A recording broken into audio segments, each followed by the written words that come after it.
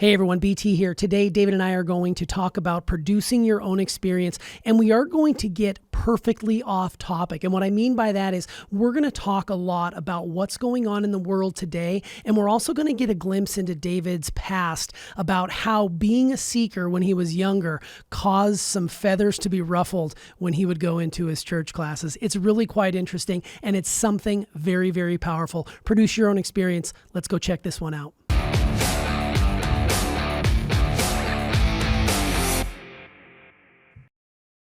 Hey everyone, BT, and welcome to Inside the Episode. Today, David and I are going inside the episode titled Produce Your Own Experience. And it's been a while, so first of all, welcome back to the studio, David. It's really good. It's good to be in here. You all out in YouTube land haven't seen us for a little over a month. We just finished wrapping David's amazing 8-part Accelerate Your Income series. If you have not yet listened to that, I'd encourage you, after you listen to this one, go back and listen to that one again. It's available wherever you get your podcasts. 8 parts, really powerful way for you to get rocking and rolling into quarter four.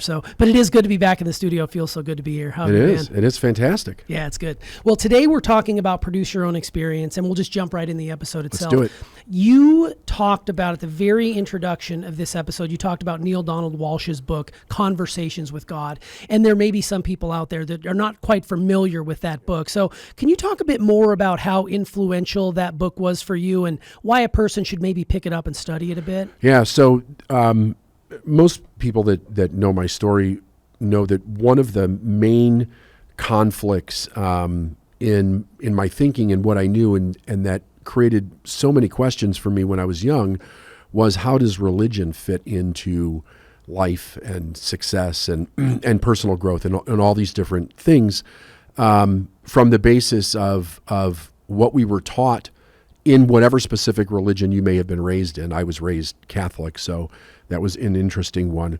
But really from everybody's perspective, in their religion, I mean, there's questions that come up in your mind.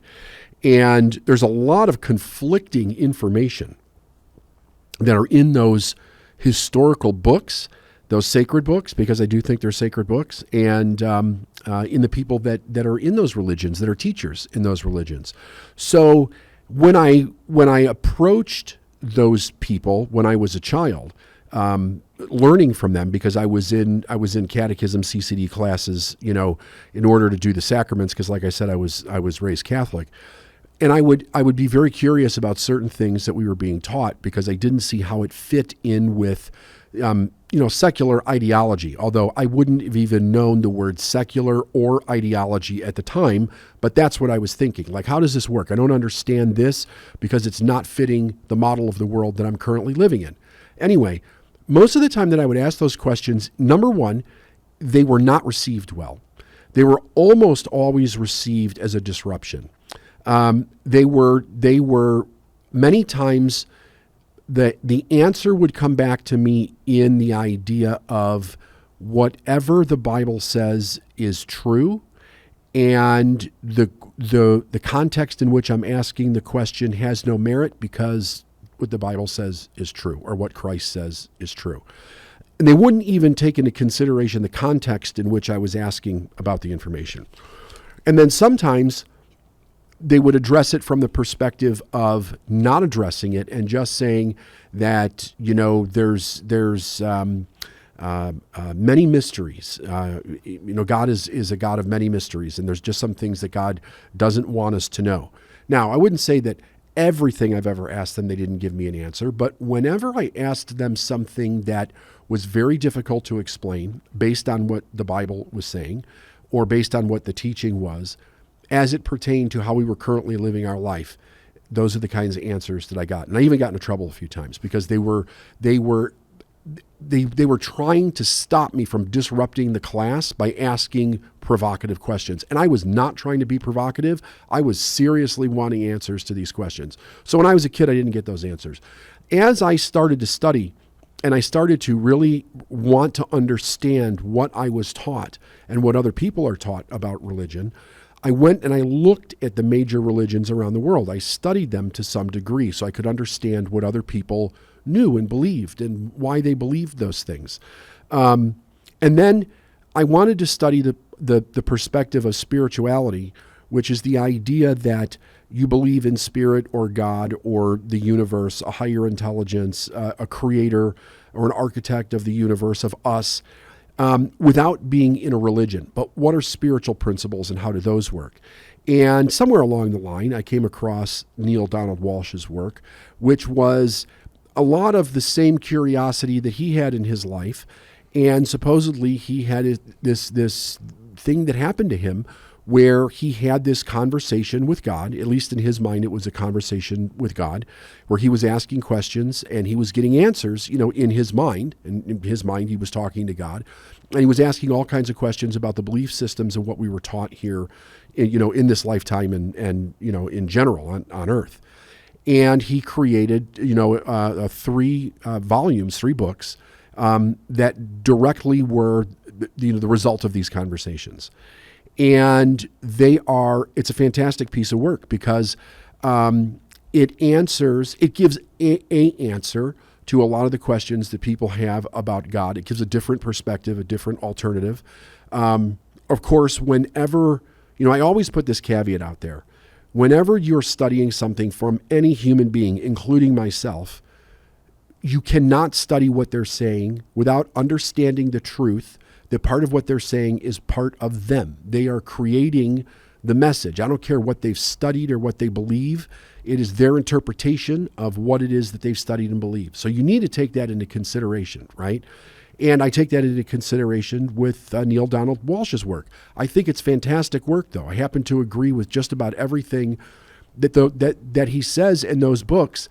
And the thing for me, because what I have come to, like, people ask me, what do I believe as far as religion or Christ or Buddha or Krishna or any of this stuff? Do you believe it's real? Well, it's an interesting question. Do I believe that it's real? Because to say that I believe that it's real without having evidence that it's real, other than here are books that say that it's real, but those stories were created by human beings, and human beings that we don't know. These are very old, scripts of information, right? There's people all over the world teaching their perspective of these things. And it's very interesting because you can have a person take the Bible and they can teach doom and gloom from it and people will believe it. And you can have a person teach, love and peace, and you can have a person teach prosperity. Like whatever a person is coming from, they can take one of these things and they can turn it into a belief system. We have that, in the Middle East. People have taken, ancient texts and turned it into hate. It's fascinating what people can do with this stuff. So I think we have to be careful with the idea of what do we believe. I think that there's a lot of truth in these manuscripts, in these books. I also think that there is a fair bit of nonsense in them, or information that does not pertain to how we're living today. Clearly does not pertain to, I can't tell you how people lived then. The only way we have to know that is to read, to learn like what is written down in history. But then again, it's somebody's perspective of that, right? So you have to take all that into consideration. The perspective that I come from, like I was like, I need to believe something. I want to believe something. I really want to believe something. What am I going to believe in that seems to make sense for me with how I'm understanding the world and the universe? And the one thing that seemed very apparent to me with everything that I was learning was that there was this idea that's right in front of all of us that we call life. It's life, right? So you can't deny that we're living, right? It's human beings are living, nature is living, it's life. And even in the universe, even if you don't call it life because it looks cold and desolate, it's moving. There's movement there, right? So it's fascinating. It's a real fascinating concept. So I decided that, look, what do we want to do in the essence of our lives? We want to live, and we want to live well, and we want to do the right things, and we want to be in a way where we're helping our fellow man. We're not taking away from another person's life or experience, but we're actually benefiting other people in what we do. So I started to create the idea of more life. Like everything that I want to do and believe has to fit this idea of more life. Even with the perspective, now this actually does fit a religious concept, and it fits a scientific concept when it comes to death. Because the one thing, or one of the things that both religion and science agree on is that there is no real death. It's all just a transference of energy, right? Energy is consistently moving and changing, right? But there's no creation, no death. It's just always here. So if you remove the idea of physical death, and you come from the aspect of like everything is consistently changing, energy is consistently changing, but it's moving, and it's alive, and it's always moving from one form of life to another, then the kind of like the modus operandi of the universe or of God, in at least what I'm choosing to believe, is life. So then I asked a different question. Is there anything that's a detriment by choosing to live with the idea of more life and beginning to read and understand things from that perspective? Because I'm even removing right or wrong, because right or wrong is a perception based on who's right or wrong we're dealing with. And that can get very tricky, right? So it's not that I don't believe in some semblance of right or wrong, but from the perspective of, does it add to a person's life or take away from life, right? So I feel that we should all be free to live the life that we want. But the idea is that we do things that add to our lives. It's more life and in any way that you look at it. So when I really got into Neale Donald Walsch's work, it was a very fresh perspective on so many things that human beings have hangups on, and whether it was God or his unconscious that was giving these answers. For the most part, I haven't read through those in quite a few years, but as I remember them, almost everything in those books is with the idea of more life. There's nothing that takes away from life or the experience of people and the things that we hold very dear to us. Because the three biggies that we have literally been programmed with a lot of conflicting information is the idea of God, the idea of sex, and the idea of money in various different incarnations in our life. So I'm not going to go into that really deep because I could just talk for a week on all of that. But when you start to detangle the negative and the dangerous stuff that we've been taught around that and ask from a fresh perspective of how should we believe around these things according to more life, then what Walsch put in those books is a very fresh perspective. So I recommend that people read them if they're interested in getting a different perspective on either their spiritual beliefs or their religious beliefs. And remember, you're reading somebody else's work that they created. Read it with the idea to yourself that you're going to make up your own mind about it. But I think that it's a great fresh perspective to help a person consider what they want to believe for themselves. Man, I love that. That is a very in-depth answer for sure. And I love that because so much to unpack from what you just talked about. But what I pulled away from all of that was there might be some people that get, turned off by the title. Anytime you mention God, some people get a little skittish. So just understand that that word can be interchangeable with other things. He's having this conversation with God through his eyes, and it does definitely bring a fresh perspective. I haven't read the whole thing cover to cover, but what I like about how you study is you cannot touch a book for years. Yeah. You pull it off the shelf when you're called and pull to a page, which is basically what you did in this particular episode that we're going inside today. And you were able to share the importance of how we are able to produce our own experience. And I love that. I also love the visual of a very young David sitting in CCD classes, just asking questions, being that seeker that you continue to be to this day. And then me thinking through my experience in CCD and how many times I got kicked out of class for a variety of different reasons because I too grew up Catholic. So it brought up a whole bunch of different things. But the important part about all of that is that you can be influenced by a myriad of different things, but you also need to bring your perspective into it. Don't just take what was written and make it be the law. There's other things and sudden nuances that you can pull into it. So I think that's really cool. And I would encourage everybody to go out and take a look at this book. It really is. Neale Donald Walsch's material can be very impactful if you allow it to. So, well, let me just add on to this for a second here.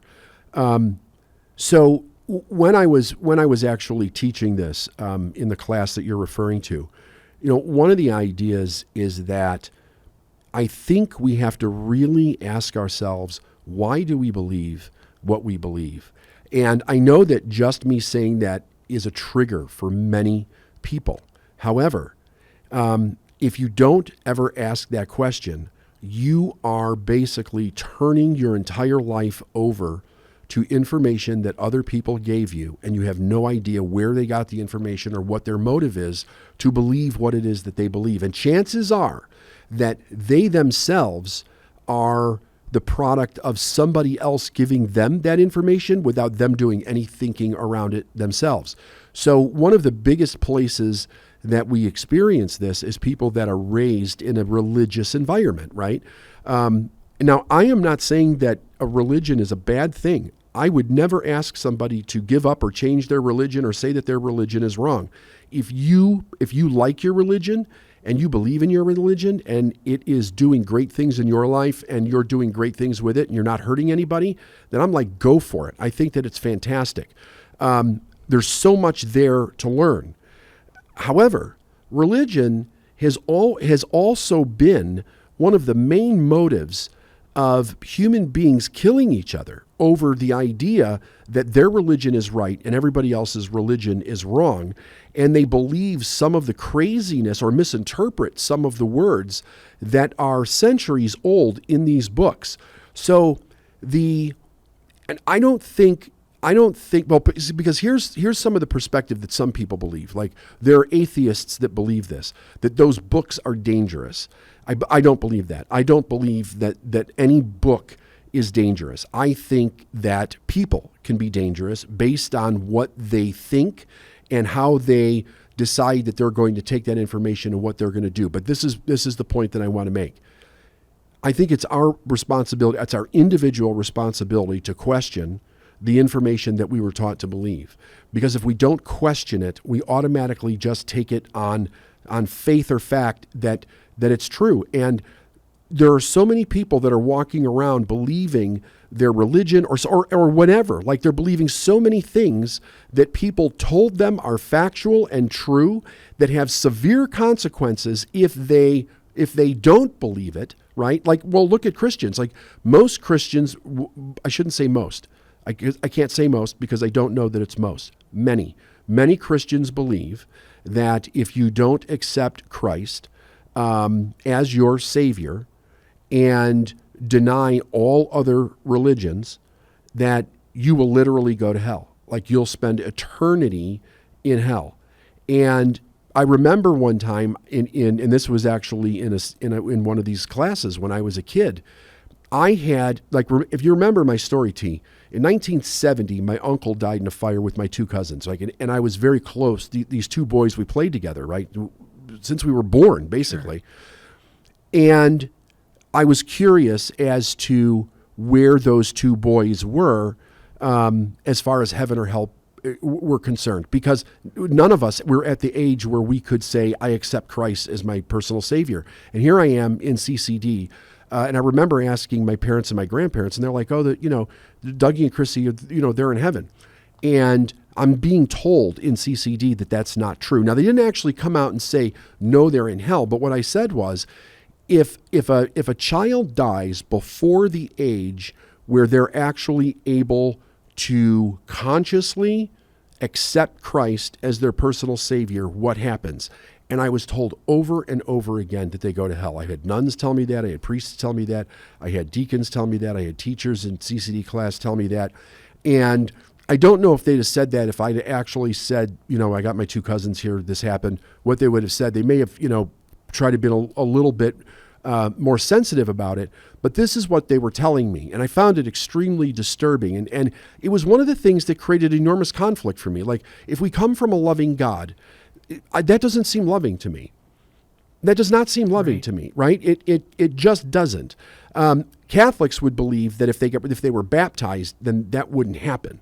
But I said, I used the idea that they weren't baptized, and that was what they told me. So there were many conflicts, and I've talked to people all over the world about different religions that they have, and I've asked them about the conflicts that they have in their own religion. How do they actually deal with them? Which I won't get into, but the thing is that I think we have to question those things, because sometimes we could believe things that are very detrimental to us and very detrimental to the way that we raise our own children and what it is that we believe and bring to the world. So that's all I want to say. I think we have that responsibility to not blindly just go out in the world and believe things without checking, and really coming to some kind of a critical thinking, educated decision. Yeah, absolutely. And we realize that it's a sensitive subject to talk about, but I love that you're being so candid about it. And in this day and age, more than ever, we tend to just stick to our guns and stay on the side that we perceive as being winning versus losing or whatever it might be. And we don't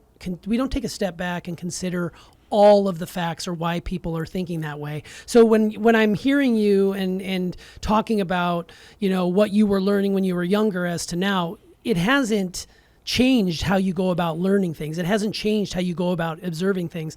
And it's hard for me to talk about these things because I don't want to frustrate anybody who might be listening. I think you should frustrate them. When you asked me the question, that what you led with, why do you believe a certain thing? The answer was clear. It's because my parents told me that. Right. I didn't come to that realization on my own. I didn't go to Sunday, service because I wanted to go to Sunday service. I was forced to go, and it wasn't always fun for me. Actually, it was never fun for me, but I always had to go. And when I chose later on, I did have both my children baptized Catholic. We are not practicing, but we were I don't want to say forced. We chose to do that just to appease the other people. Yes. We didn't do that because we were practicing. So it's really interesting. As you were saying that, I was thinking, wow, I don't believe I ever made the conscious decision myself on how to go about doing it. So what you're saying, to kind of tie a bow on it, is think about what you're doing, and that goes into produce your own experience. You are in charge of what you want to do, however you want to do it. I'm a very spiritual person. My wife is a very spiritual person. My children are spiritual. Yeah. But we don't practice in a house of faith every week to do that. We choose to do our best spirituality in life. It was interesting that you brought that up. And I just want to make something clear. We're doing this podcast to ruffle feathers. I'm not here. That's true. I really don't care what people think. It's my shit. I'm doing this because this is the message that I want to bring to the world, and I think that it has a place, and I think that it helps people. If people don't like it, they can listen to somebody else's podcast. That's true.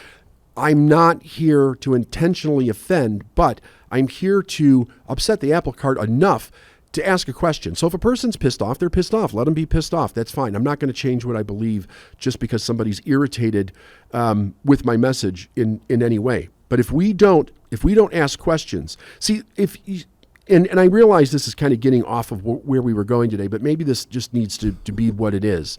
The world that we're living in right now is a very different world. It's changing very quickly, and there are a lot of things that are currently happening in our world that are extremely dangerous in the aspect of that we are getting away from any kind of belief system that has solid values that allow us to create a very serious idea of how we're going to choose our life. We are living in an era where people want to take the idea of truth and values as a perspective of this is a value that we should use, and kind of throw it to the wind and say there is no real truth, and everything is being constructed by a person's mind, and it doesn't. There's no absolute thing about it. Well, the truth is both of those things. Yes, everything's being constructed by a person's mind because we have given all of the different things in the world that we all believe and that we have created, and all of that have been done by people. There's no question about that. I mean, that's absolutely correct. So when a person says this is true, it is their opinion that this is true.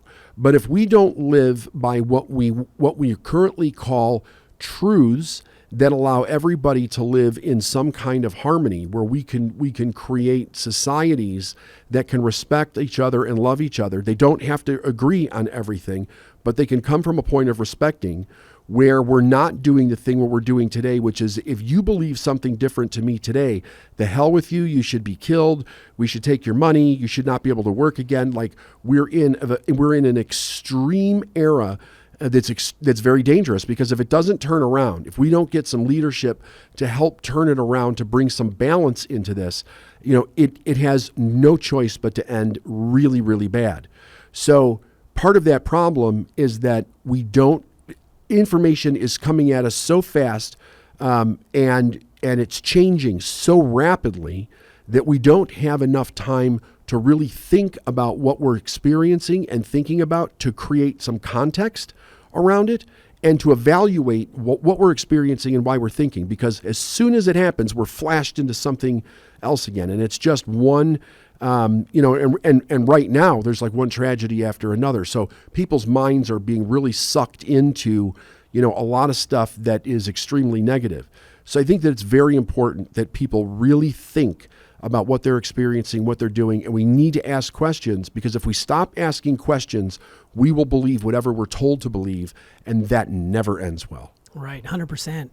Yeah, I mean, everything you said just resonates so much, and I'm sure people out there listening are feeling the same way. It's one of those situations where we've sort of lost our ability to connect over disagreement. Nowadays, a disagreement it's cancel culture. It's, you no longer get to work here. We're cutting you loose because you had an opinion that wasn't with the status quo. And by you saying ask more questions, we're not talking about being divisive, and we're not talking about being, like in a huge heated argument where it ends with fists or whatever else horrible. It's more about, this is my opinion, I'm entitled to it. This is your opinion, you're entitled to it. Let's kind of have a frank conversation about it, and not try to win the other over, but at least put it out there that you don't always agree. Because a lot of times for me, I'll sit there and I will like nod my head in agreement, even though I don't agree. And I always hear you in the back of my head saying, when you're nodding like that, you are, basically subconsciously agreeing with what they're saying, even though what they're saying is bullshit in your mind. You just don't have the balls to speak up and say it. So I think that we do need to be able to come together, have conversations, and be comfortable disagreeing. It's totally fine. But man, do you really need to have these conversations? Because if you don't, and you start agreeing, like you said, who knows where we're going to be 1 month, 10 months, 10 years down the road. It's really kind of interesting. Yeah. And stop walking around in the world thinking that you need to change other people because they did something that's triggering you. Like, get over yourself and grow up already. But, in the people that are having those experiences defense, they're being raised in a way where they don't have time to get some perspective on how they're experiencing life, which is very different than how you and I were raised. Sure. We had time.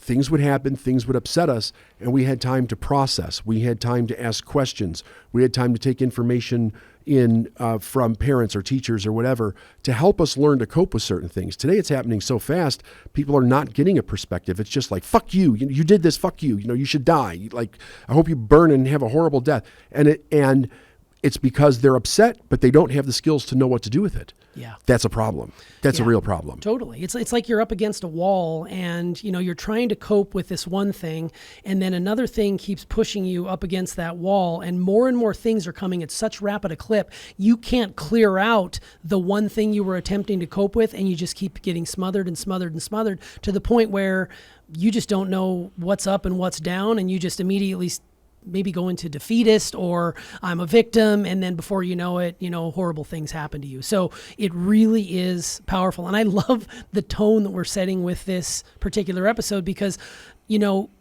this is about producing your own experience. I mean, even though I didn't go through even any of my questions, really, that's what I love about this, is because we can have an honest conversation about what it means to produce your own experience. Yeah. You are in charge. You are the one that's able to take in information. I'm not saying that everything I do is right. I'm not even saying half of what I do is right, but I'm willing to own it and say that every opportunity I have with another person that I may disagree with is an opportunity for me to grow. So I turn it inward on me and say, you know what?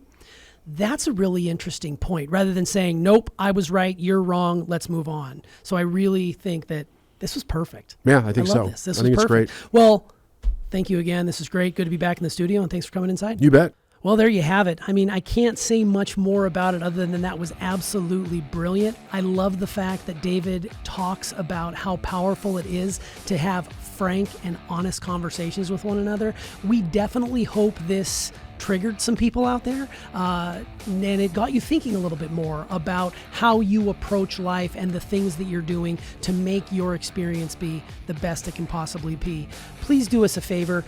Make sure you ring that bell and don't miss a second of the content here on YouTube. And of course, if you ever think anybody could benefit from this conversation, maybe they're struggling, maybe they're just lost, maybe they're having a hard time coping with certain things, send this to them as an example of what you can do when you produce your own experience. And we'll see you on the next Successful Mind podcast.